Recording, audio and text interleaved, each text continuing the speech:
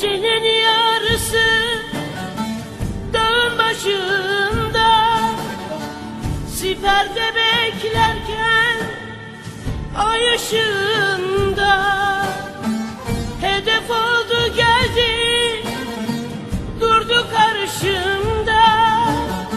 Yüzümü çevirdim, ağladım anne, ağladım anne, ağladım anne, ağladım anne, ağladım anne, ağladım.